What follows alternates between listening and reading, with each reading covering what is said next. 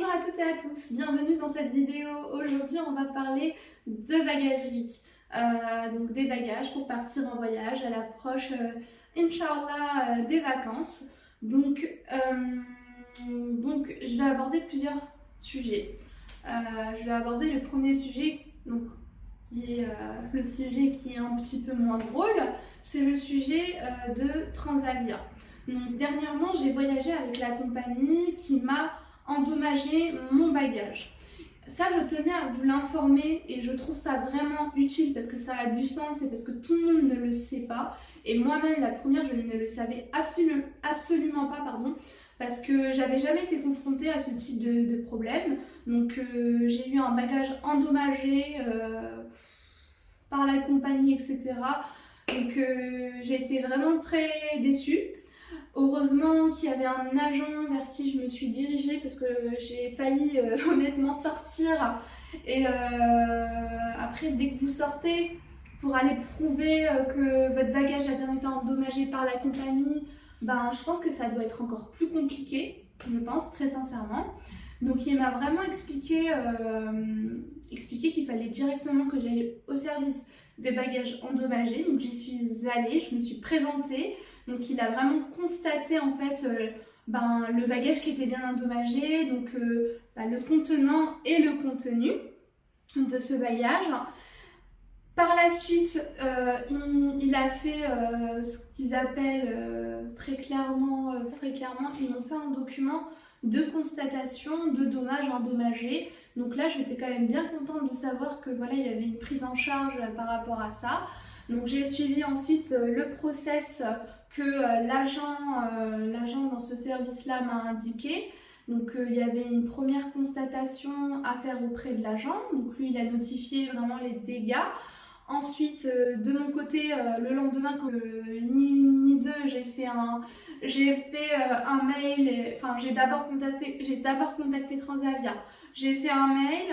Ensuite, on m'a dit qu'il fallait les factures de chaque produit qui a été endommagé. Ça, il faut vraiment le savoir, c'est propre en fait à la compagnie. Donc eux, ils ont une réglementation par rapport en fait à par rapport à leur remboursement. Donc il y a certains outils, certains objets, certains produits qui ne remboursent pas. Comme tout produit, on va dire, comme tout produit en fait électronique, tout ce qui va être appareil photo, etc. Ça, il faut le savoir, il ne faut jamais le mettre dans votre bagage cabine parce que si jamais vous avez des appareils qui coûtent super cher, un ordinateur, etc. Sachant que je crois que j'étais à 2 doigts de mettre mon ordinateur portable, mais j'avais peur en fait, vu que c'était un bagage cabine, j'avais peur en fait qu'ils me disent en fait mon bagage en cabine au rond-point. Je ne l'ai pas fait. De toute façon, même s'il m'avait demandé de le mettre en soute, auquel cas je l'aurais jamais en fait. J'aurais retiré mon ordinateur, je l'aurais mis dans mon sac à dos. Donc là, moi, je vais vous présenter un petit peu tout ce que j'ai en termes d'accessoires de voyage qui sont, à mon sens, très importants. Donc ça, c'est pour la partie, on va dire, Transavia. Donc voilà. Quand vous savez que vous allez prendre l'avion, etc., il faut vraiment checker les conditions générales de vente et là, plus particulièrement, les conditions générales de remboursement. Parce qu'il y a une prise en charge pour certains produits et pour d'autres, il n'y en a pas.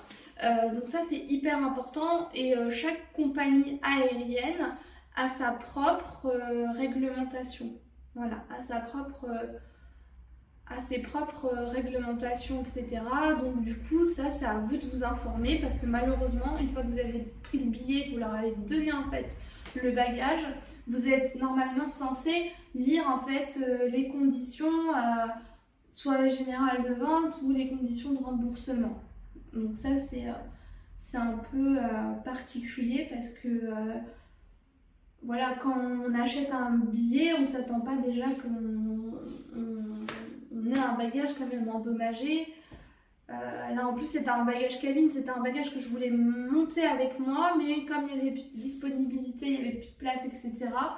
Du coup j'étais obligée de l'envoyer en soute. Après, qu'est-ce que je voulais dire d'autre pour les bagages en soute?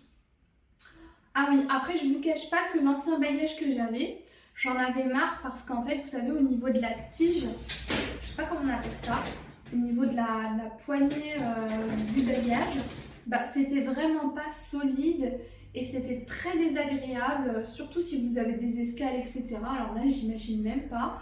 Et que vous avez le bagage cabine avec vous, si la tige, elle n'est pas solide, elle n'est pas confortable, etc., ça peut être embêtant. Parce que, voilà, des fois, vous êtes à l'aéroport, enfin, c'est même pas des fois, c'est tout le temps, quand vous allez à l'aéroport, vous avez la douane, il faut enlever vos affaires, il faut poser vos affaires, il faut enlever tout ce qui est électronique et tout, etc.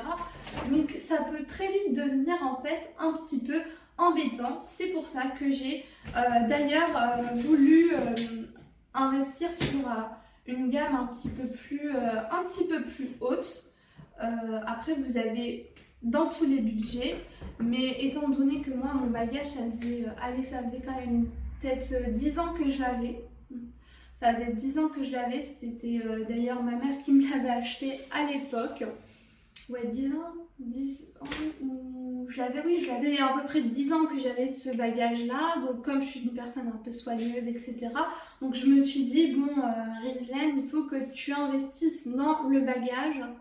Je disais que voilà, j'avais un bagage cabine, ça faisait déjà plus de 10 ans que je l'avais, donc je pense que je l'ai clairement bien amorti, même si je l'ai cassé, enfin, je l'ai pas cassé, même si la compagnie l'a cassé. Je l'ai quand même, je pense, amorti. Donc je me suis dit, écoute, je vais prendre un bagage qui me convient. Et là, je suis partie vraiment sur un tout autre genre de bagage. Dernièrement, j'avais fait une vidéo concernant en fait mon bagage qui part en soute. Pourquoi j'ai choisi en fait ce modèle-là? J'ai choisi ce modèle-là bon, parce que déjà il a 4 roues et d'ailleurs je pense que maintenant les 2 roues ça se fait de moins en moins, voire même pas du tout, j'en vois même plus parce que c'est tellement plus pratique. J'avais bien aimé le fait que ça soit une coque parce que ça va vraiment bien protéger tous vos affaires. Donc celle-ci c'est une Beazley. Honnêtement je la recommande, je l'avais pris, alors je sais plus si c'était au BHV ou bien aux Galeries Lafayette. Je pense que c'était plus le BHV. Donc à Paris, sur Paris. Je l'ai pris, donc il y a 2 choses que j'apprécie chez Beazley. Et je vous l'avais déjà dit, c'est que vous avez un bagage qui est solide. Vous avez la norme TSA. Vous avez aussi également une identification. C'est-à-dire que si votre bagage il est perdu dans je ne sais quel aéroport, etc., vous avez un numéro ici, juste ici, que vous devez renseigner et remplir sur internet et on sait très bien à qui ça appartient et vous avez du coup l'adresse, etc. Vous avez vraiment toutes les infos. Après, vous avez aussi au niveau de la légèreté. Je trouve que c'est un bagage qui est très léger.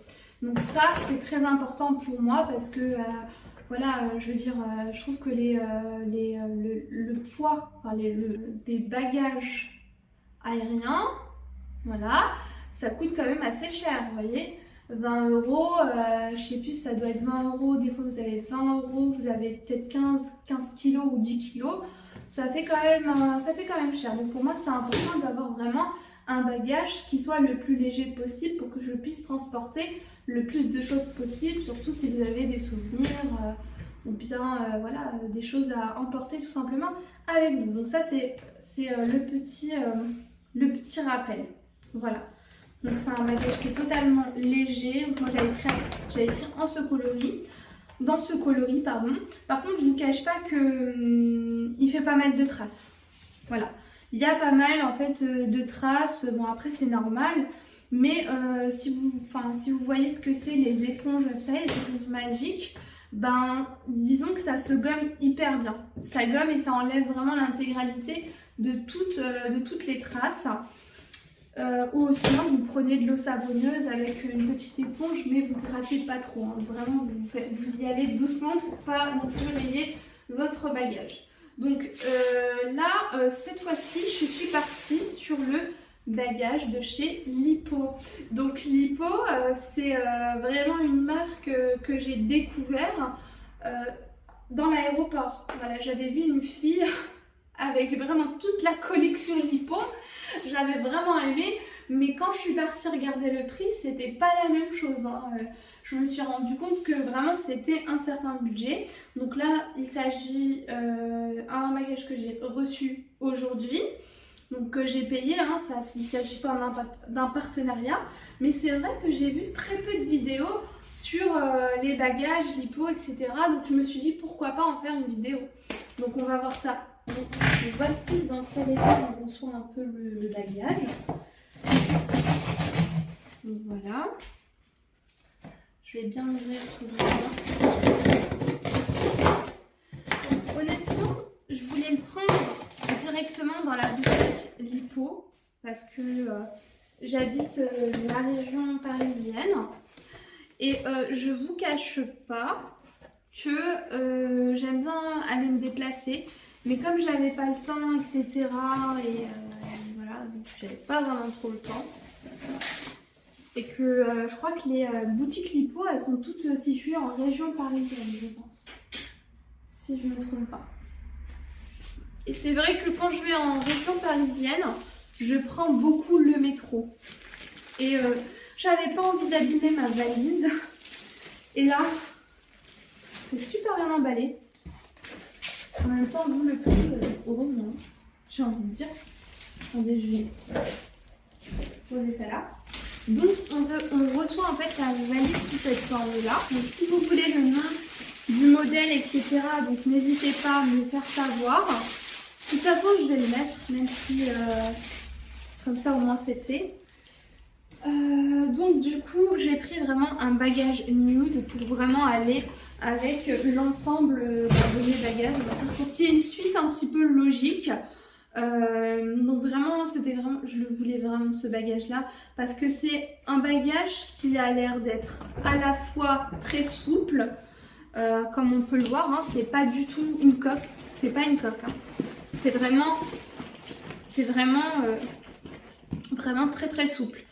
Pourquoi je me suis lancée cette fois-ci sur un bagage souple? Par faute de place, hein, chez moi, je n'aime pas avoir en fait les bagages apparaître, tout simplement.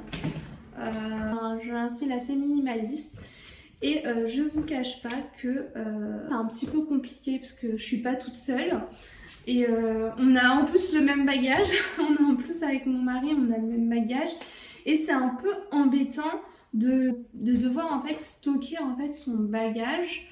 Ça prend dans mes placards, sachant que ça me prend quand même énormément de place, vous voyez, c'est vraiment très important. Moi, mes bagages, quand ils sont vides chez moi, je m'en sers aussi pour par exemple ranger des vêtements, etc., pour qu'il y ait un peu une double utilité. Voilà un petit peu dans la forme comment il est, ce bagage. Je le trouve vraiment très joli, très classe, très épuré, très minimaliste, très ce que je recherchais.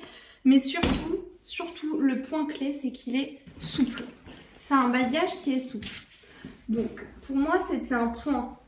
Et c'est un point important parce que je ne dispose pas, en fait, énormément d'espace. Et par exemple, contrairement à ce bagage-là, bon, après ça c'est un gros bagage pour plusieurs semaines de vacances, etc. Donc c'est pas pareil, c'est différent.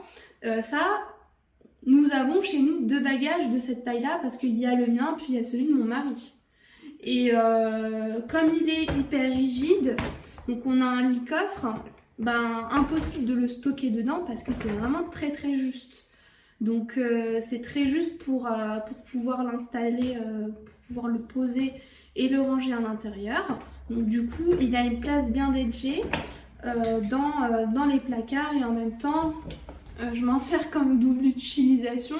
Je mets vraiment les vêtements que je dois stocker. Donc quand c'est l'hiver, je mets les vêtements d'été. Quand c'est l'été, je mets les vêtements d'hiver et vice versa, pardon. Donc voilà concernant en fait le pourquoi j'ai choisi ce bagage, c'est vraiment pour sa souplesse. Voilà, sa souplesse et aussi sa solidité. Parce que je l'ai testé déjà il y a très longtemps, je pense, en magasin. Je pense que c'était dans les galeries Lafayette. Et en fait ce que j'aime bien, c'est que pareil, c'est On a vraiment une tige qui est vraiment très solide. Donc d'autre part, on a un bagage souple. On a les roues aussi, c'est important à regarder quand vous achetez votre bagage. Hein. Regardez vraiment 3 choses. Le fait qu'il soit quand même assez léger. Donc ça déjà, ça coche la case amplement parce qu'il est vraiment très léger. Ensuite, vous avez les roues, comme vous pouvez le voir. Les roues, elles sont quand même très solides. Voilà, on est sur du plastique. En plus de ça, il y a des petits détails avec écrit du coup Lipo. Voilà. On a également ah oui, le point important aussi, c'est que c'est un bagage qui est waterproof. Donc vraiment, vos bagages, ils sont bien protégés de toute humidité et également en fait la pluie. Je vous mettrai le prix du bagage par-ci par-là ou en barre d'infos. Donc c'est vrai qu'il n'est pas donné, mais voilà, comme je suis une personne qui est soigneuse, qui est relativement soigneuse, je fais attention, vraiment je fais attention à mes affaires, etc. Mais bon, même quand tu fais attention à tes affaires, t'es pas à l'abri que t'aies un souci, etc. Donc là, vraiment, j'étais à l'aise, j'étais sûre de moi concernant cet achat-là. C'est vrai, c'est pas donné, mais voilà, vaut mieux acheter un bagage de 100 €, etc. Mais que sur le temps, ben, il soit toujours là, toujours présent, qui répondent toujours présent avec toutes ses fonctions. Vaut mieux avoir un bagage qui soit, comment dire ça, solide, durable dans le temps, parce que c'est l'objectif, sinon il n'y a pas d'intérêt. Hein. Et aussi maniable. Donc pour moi, ça cochait vraiment tous les critères.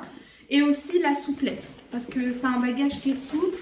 Je peux vraiment le ranger, je peux vraiment bien le ranger. Vraiment, je peux vraiment bien ranger. Et ça va aller directement, Inch'Allah, dans le lit-coffre. Par contre, je vous cache pas, voilà, moi j'ai choisi cette couleur. C'est vrai que c'est une prise de risque, parce que le beige, si jamais il va en soute, si jamais il va en soute, c'est sûr, il sera plus de cette couleur-là. Mais je me suis dit, Rizlen, je vais aller sur AliExpress et je vais simplement acheter une housse qui va venir protéger au cas où il est destiné à aller en soute. Mais normalement, un bagage cabine, il peut venir avec vous. Mais apparemment, de ce qu'on m'a dit et de ce que disent le personnel navigant, c'est vraiment en fonction des disponibilités et de la place à bord dans les cabines, vous voyez, au niveau des cabines. Donc voilà, concernant le bagage Lipo. Donc vous avez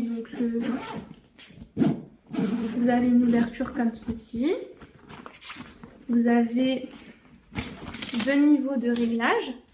Vous avez un premier niveau et un deuxième niveau quand même qui est assez haut. Donc moi je fais 1m65, pardon. Je sais pas si on le voit bien. Je sais pas si on voit bien. Voilà. Je fais 1m65. 65-66, ça à peu près. Et il m'arrive là. Et là, je vois vraiment que, comme vous pouvez voir, on a un bagage qui est très souple. Facile à manier, très léger. En plus de ça, nous avons quand même une très bonne prise en main au niveau des poignets et ça, c'est important. Voilà, une bonne prise en main pour le prendre et le mettre voilà, dans l'avion, quoi, au niveau de la cabine. Donc voilà concernant la marque Lipo.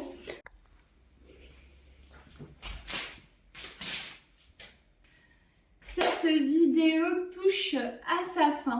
Donc je t'ai fait part justement de mes impressions par rapport au modèle Daisley, précisément le modèle Turenne de la marque Daisley. Et je t'ai fait part aussi de ma première impression par rapport à la marque Lipo, donc ce bagage cabine. N'hésite pas à liker, à t'abonner pour la prochaine vidéo où j'essaierai justement d'aborder le sujet de cette valise cabine pour te dire si je suis vraiment satisfaite. Parce qu'une première impression, ça suffit pas à être satisfaite dans le long terme. Il faut vraiment plusieurs utilisations pour vraiment te donner mon avis le plus objectif. Donc là, je t'ai fait une brève présentation en fait du bagage en fait cabine de chez Lipo. Donc je vais mettre tout en barre d'infos pour les petites précisions, pour les noms des modèles, etc. Donc n'hésite pas à t'abonner, n'hésite pas à liker et en attendant à la prochaine vidéo. Bye bye.